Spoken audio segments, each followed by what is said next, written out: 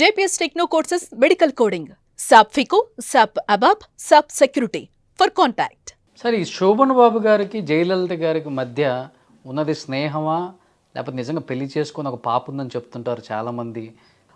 శోభన్ బాబు గారు లీని బాబు డైరెక్షన్లో నిర్మాతగా తంగమారాడి కృష్ణమూర్తి గారి అబ్బాయి లీని బాబు డైరెక్టర్ నిర్మాతగా ఓ సినిమా తీస్తున్నారు. పేరు ఏదో కూడా వచ్చింది అది. ఆ సినిమా కోసం శోభన్ బాబు గారిని అడిగారు తంగమారాడి కృష్ణమూర్తి గారు, జయలలితని పెట్టండి అన్నాడు. జయలలిత ఎప్పటి నుంచి యాక్ట్ చేయాలని కోరుకుంటున్నాను, వాళ్ళ అమ్మగారు యాక్ట్ చేయకుండా కృష్ణతో యాక్ట్ చేయించింది, కృష్ణ గోడచారి అవి కృష్ణతో యాక్ట్ చేస్తుంది, నాతో మరి ఆవిడకి ఇంప్రెషన్ లేదనుకుంటాను, నేను పెద్ద మంచి ఆర్టిస్ట్ అని ఇంప్రెషన్ లేదేమో తల్లి గారికి, అంచేత ఇప్పుడు నాకు ఇమేజ్ వచ్చేసింది కదా జయలలితని పెట్టండి అన్నాడు. అప్పటికే జయలలిత లావైంది కొంచెం. డాక్టర్ బాబు సినిమా, డాక్టర్ బాబు హిందీ పిక్చర్ కొన్నాడు, హిందీ పిక్చర్ కొని డాక్టర్ బాబు అని పెట్టాడు. జయలలిత దగ్గరికి వెళ్తే జయలలిత చేస్తాడు. ఊటీలో సాంగ్స్ తీస్తున్నారు, సాంగ్స్కి వెళ్తున్నాడు, సాంగ్స్కి వెళ్ళిపోతాడు. నేను శోభనగర్ ఇంట్లోనే ఉండేవాడిని. అప్పుడు సెల్ లేవు, ల్యాండ్ ఫోనే. నేను ఆఫీసులోనే పక్కనే 2 గదులు ఉంటే నేను నా మిస్సెస్ ఉండేవాళ్ళు, ఇద్దరమే. అంచేత అక్కడ పడుకోవడం నాకు అలవాటే కదా, ఆ స్వభావమే పడుకునేవాడిని. ఫోన్ వస్తే తీసేవాడిని. ఫోను నేనే రిసీవ్ చేసుకోవాలి. అప్పుడు మేనేజర్లు ఎవరు లేరు, నేనే. ఆ రోజులు అన్నీ నేను, తర్వాత మేనేజర్లు వచ్చారు, అన్నీ నేనే చూసుకోవాలి. ఆ చూసుకోవడంలో రాత్రి 9:30కి ఫోన్ చేశాడు ఊటి నుంచి. ఏరా ఒక తప్పు చేయబోతున్నాను అన్నాడు. ప్రతివాడు తప్పులు చేస్తూ ఉంటాడు, మీరు తప్పో ఒప్పో ఏం చేయబోతున్నారో చెప్పండి అన్నాను. ఏం చేయలేదా, ఇవాళ సాయంత్రం 4 గంటలకి షూటింగ్ అయిపోయింది, ఇక్కడ ఎండబోతుంది కదా ఊటీలో, 4 గంటలకి ఎండబోతుంటుంది. నా రూమ్ పక్కనే జయలలిత గారు రూము, నేను రూము స్నానం చేసి బయట కూర్చొని కుర్చీలో, జయలలిత గారు రూము తాళం దిగిపోతే పడిపోయింది. నేను వెళ్ళి లేవదీయాలి కదా, ఎవరు లేరు కదా, లేవదీశాను. కళ్ళమ్మ నీళ్ళు పెట్టుకుంది, రూమ్లో తీసుకెళ్ళి కూర్చోబెట్టాను. నేను బయటకు వచ్చేస్తుంటే ఉండండి మిగతా మాట్లాడిపోయింది, ఉన్నాను. నాకు ఎవరు దిక్కులేరు, నాకు ఒక అన్నయ్య గారు ఉన్నాడు, అతను ఒక రకం మనిషి. ఎంజీఆర్ గారు రావట్లేదు, వెళ్ళిపోయారు. నేనేమో ఇలా రాజకీయాల్లో కొంతవరకు అనుభవం సంపాదించుకున్నాను, హీరోయిన్ వేషాలు వేస్తున్నాను. ఇప్పుడు పిక్చర్లు కూడా తగ్గాయి, నాకు అంటలేరు ఎవరు, నా ఆస్తిపాస్తులు చూసుకుందుకు కూడా అంటలేరు, నాకు దక్షత లేదు. శోభనబాబు గారు మీ అండ కావాలి, మీరు మా దగ్గర రావాలి అందిరా. అప్పుడు పెళ్ళి అయిపోయింది కదా ఆయనకి. ఆవిడ పెళ్ళి అంటే జయలలితకి పెళ్ళి ఏంటి, శోభన్ బాబు గారికి పెళ్ళి అయిపోయిన వాడే. పెళ్ళి అయిపోయిన వాడికి పెళ్ళి అయిపోయిన తర్వాత సరే ఆలోచిస్తా, నీకు గంటలో చెప్తా అని. మెడ్రాస్లో ఉన్నాను కదా నేను, ఆ ఇంట్లో కాపురం ఉంటాను కదా, ఈయనేమో ఊకే వెళ్ళాడు కదా, అక్కడి నుంచి ఫోన్ చేస్తే నేనే రిసీవ్ చేసుకోవాలి, ల్యాండ్ ఫోన్. ఒరే ఈశ్వరి, ఇది జరిగింది ఏం చేయమంటావు అన్నాడు. మీకు ఇంకా యవ్వనం బాగా ఉందా, మీకు 4 పిల్లలు కదా, మీకు ఏకపత్ని జీవితం ఉందా, ఏకపత్ని జీవితం ఉంటే మీరు ఇటువంటి పనులు చేయొద్దు. కానీ చేయొద్దనడానికి నేను ఎవరిని, భగవంతుడు ఎలా చేస్తే అలా చేస్తుంది, అంటే చేయకుండా కుదరదురా, నాకు అవసరం. అయితే ఆవిడ మిగతా యాక్ట్ చేయకూడదు, ఇదే లాస్ట్ పిక్చర్, ఏ హీరోతోడైనా ఆవిడ చేసుకోవచ్చు, మిగతా యాక్ట్ చేసి ఫ్లాప్లు అయిపోతాయి, ప్రొడ్యూసర్లు నాశనం అయిపోతారు. మీరు జయలలిత పెట్టండి. ఎందుకని, ఎందుకు ఫ్లాప్ అయిపోతాయి? లవర్గా చేసిన వాళ్ళు చేయకూడదు ఉందే ఏమన్నా అప్పుడు రూలు? మరి విజయనిర్మల గారు మొదట్లో సీక్రెట్గా పెళ్ళి అక్కడ తిరుపతిలో పెళ్లి చేసుకున్నాడు, వరుసగా ఫ్లాప్లు అయిపోయి తెలుసా మీకు, పిక్చర్లన్నీ వరుసగా ఫ్లాప్. తర్వాత అలవాటు, డాక్టర్ బాబు తర్వాత చేయలేదు వాళ్ళిద్దరు, అసలు ఒక్క పిక్చర్ కూడా చేయలేదు కదా, అదే లాస్ట్ అదే ఫస్ట్. మిగతా హీరోలతో చేసుకున్నారు, పెళ్లి చేసుకున్నారు శోభన్ బాబు గారు, మరి చేసుకోలేదు. పెళ్ళి లేదు, పిల్లలు లేరు. జయలలిత గారికి ఒక పెద్దమ్మ ఉంది, విద్యావతి అని, ఒకప్పుడు వ్యాంప్ వేషాలు వేసింది, ఆలిబాబా 49 వాటిల్లో. ఆవిడ బెంగళూరులో ఉంటుంది. ఆవిడ బ్యాట్ పెయింటర్లు అన్నీ ఆడుతూ ఉంటుంది.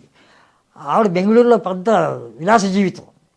ఆవిడ అప్పుడప్పుడు ఫ్లైట్లో చెల్లు సంజయ్ అక్క చెల్లు అక్క అంటారు, అక్క అంటాను. ఆవిడ విద్యావతి వచ్చి ఫ్లైట్ దిగుతుంటే జయలలిత బెంగళూరు వెళ్ళి తన పెద్దమ్మతో తిరిగి వస్తుంటే పెద్దమ్మ కూతురు కొడుకు కూతురు ఇలా ఎత్తుకుంది ఫ్లైట్ దిగుతూ అని అంటారు. మరి నేను కళ్ళారా చూడలే. దిగుతుంటే ఫోటోలు తీశారు. కొన్ని పార్టీల వాళ్ళు ఫోటోలు తీసి అది ప్రచారం చేశారు. సోమరావు కూతురిని. అదే, అంతేగాని అదంతా పుకారు వాస్తవమైనట్టుగా వచ్చింది నాకు తెలిసి. తర్వాత ఇప్పుడు మానేశారు. ఆ టామ్ లేదు ఇప్పుడు. చాలా కాలం మెడ్రాసులో కూడా జయలలితతో సోమరావుకి ఒక కూతురు ఉందంట కదా అనేవారు నాతోటి. కూతురు గాడుతుంటే అలా ఫ్లైట్లో దిగుతుంటే ఇలా చేతితో పట్టుకుంటే ఫోటోలు తీశారు రాజకీయ వాళ్ళు. జయలలిత ఆట పట్టిద్దామని అవతరాలు తీస్తారు కదా, జయలలిత పార్టీ అవతరాలు తీస్తారు.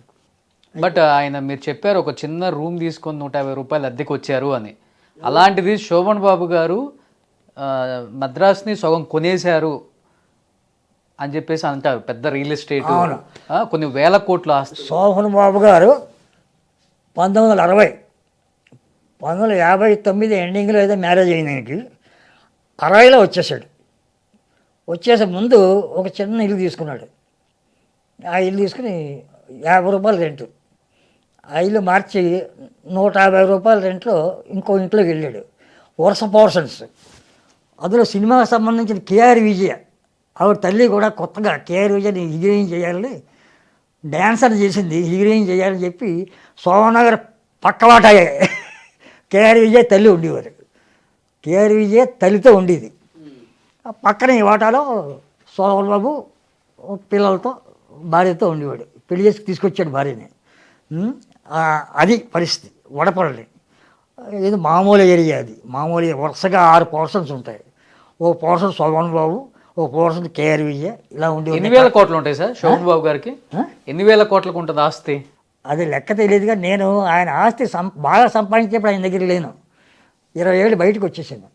తర్వాత లాస్ట్ స్టేజ్లో 4 ఏళ్ళకి పోతాడనగా మళ్ళీ నన్ను నువ్వు రావాలంటే మళ్ళీ వెళ్ళే. అంతకుముందు 20 ఏళ్ళు వెళ్ళే. 20 ఏళ్ళు నేను బయటే ఆర్టిస్ట్గా అందరి దగ్గర వేషాలు వేసేవాడిని. నేను శోభనగర్ ఇంట్లో ఉంటే ఆయన పిక్చర్లో ఏదో ఒకటారే వేషాలు వేయాలి తప్ప బయట వాళ్ళు పిలిచేవారు కాదు, పిలవరు. శోభనగర్ ఇంట్లో ఉన్న ఆడికేంట్లే ఆడి పిలిచేదేట అంటారు. ఆయన విఠలాచార్య లాంటి వాళ్ళు నన్ను పెర్మనెంట్గా జీవితానికి పెట్టుకున్నారు. నాకు మంత్లీ శాలరీ, డిస్కషన్లో కూర్చుంటాను, స్టోరీ డిస్కషన్స్లో. విఠలాచార్య గారు జగన్మోహన్ సినిమా నేను చెప్పిందే, నాది కాదు. ఆయన ఒకప్పుడు కన్నడలో తీశారు. ఆ సినిమాని కన్నడలో తీశారు, అప్పుడు హిట్ అయ్యింది. కాకపోతే ఆ జగన్మోహన్ వేరు. అందులో హీరోయిన్ ఒకతే దెయ్యం, ఇక్కడ మొత్తం దెయ్యారు, అందరు దెయ్యాలే అని చేయమని చెప్పాను. దెయ్యాలు ఎక్కువ పెట్టండి. తర్వాత ఇంకా మీరు బయటకు వచ్చి సినిమాలు చేసేసారు. ఇంకా మీరు సోమవారం పిక్చర్ తక్కువ చేశాను. కృష్ణ గారి పిక్చర్లో అది చేసేసేవాడిని. సో బయటకు వచ్చి చేసేసారు ఇంకా చేసేవాడిని. నేను తాతిని ప్రకాశరావు గారి పెర్మనెంట్ జీతం, విఠలాచార్య గారి పెర్మనెంట్ జీతం సినిమాకి ఇంత, తాతిని ప్రకాశరావు గారి పెర్మనెంట్ జీతం సినిమాకి ఇంత. జీతం ఇంపార్టెంట్. సినిమాలో ఏదో 3 సీన్లు 4 సీన్లు ఇస్తే దాంతో మనకు గడవదు. అక్కడ 3 వేలు ఇస్తే గడిచిపోతుందా అని చెప్పి పెర్మనెంట్గా ఉన్నాను. ఈతరం బాబురావు గారు వచ్చిన తర్వాత నాకు ఆర్టిస్టు వాళ్ళ పిక్చర్లలో చాలా విషయం ఉంటుంది. అక్కడ వేషాలు బాగా ఇచ్చాడు. వాళ్ళ పెర్మనెంట్ అయిపోయాను. పెర్మనెంట్ అయిపోయి నాకు జీతం కాకుండా ఆయన నాకు ఫుల్ సపోర్ట్. ఆయన సినిమాలన్నీ చేశాను. టీ కృష్ణ దగ్గర చేశాను. ఆయన చనిపోయిన తర్వాత ముత్యాల సుబ్బయ్య గారు నన్ను ఎంకరేజ్ చేసి, మెడ్రాస్ నుంచి ఇంట్రెస్ట్ వెళ్ళిపోయిన తర్వాత కూడా ముత్యాల సుబ్బయ్య గారు, ఈతరం బాబురావు గారు నన్ను ఎంకరేజ్ చేసి హైదరాబాద్ తీసుకొచ్చి నన్ను లాడ్జి పెట్టి, లాడ్జిలో నాకు అన్నీ చూసి మళ్ళీ నేను జాగ్రత్తగా పంపించేవారు. తర్వాత అలాగా 10 ఏళ్ళు వచ్చారు. 10 ఏళ్ళు 7 ఏళ్ళు వచ్చిన తర్వాత ఇంకా మానేయండి, రెస్ట్ తీసుకున్నారు. నేను ఇంక వద్దు, ఎందుకంటే అక్కడే ఉన్నారు, నా బోటి నేనే మహానటుడు కాదు, నన్ను 1000 సినిమాలు పూర్తయిపోయి నేను అక్కడే బతుకుతాను. రామారావు గారు కూడా నాకు రమ్మన్నారు. రామారావు గారు కూడా రాజకీయంలోకి రానన్నాను, నాకు రాజకీయం పడదు, విరోధం అవుద్ది, ఆ రాజకీయ నాయకులు ఏదో పని చేసి పెట్టమంటారు రామారావు గారితో, లంచం ఇస్తానంటారు, అది నాకు కిట్టదు, రామారావుకి పుచ్చుకున్నానంటే రామారావు తెలుస్తుంది, గెట్ అవుట్ అని కొట్టినా కొడతాడు, బయట దోసేస్తాను, నా కెరీర్ ఎంత పోద్ది, రామారావు గారు నన్ను మా పెద్ద అబ్బాయి రామకృష్ణ నువ్వే అన్నాడు. ఆయన వైఫ్ కూడా మా రామకృష్ణలా ఉంటారు, మెంటాలిటీ మీది చాలా మంచి మనసు, మంచి కళ ఉంది మీకు అంటుంటారు. తర్వాత రామారావు గారి చేత నేను తీయించిన సినిమాలు వీరబ్రహ్మం గారి చరిత్ర, రామారావు గారిని ముసలి వేషం వేసి యంగ్ హీరో వేస్తూ ముసలి వేషాలు అయ్యారు మీరు, యంగ్ హీరోగానే పనికిరారు, ఇంకా అది ఫోకస్ తగ్గుతోంది, మీరు ముసలి వేషం యంగ్ హీరో వేసి ముసలి వేషానికి ఫోర్స్ పెట్టి యంగ్ హీరో ఎదుర్కొనేటట్టుగా రెండూ మీరే వేసి డిపాత్రాభినయం చేస్తే మళ్ళీ రామారావు గారు కొంతకాలం ఇండస్ట్రీలో ఒక శకం వస్తుంది అని చెప్పింది నేనే.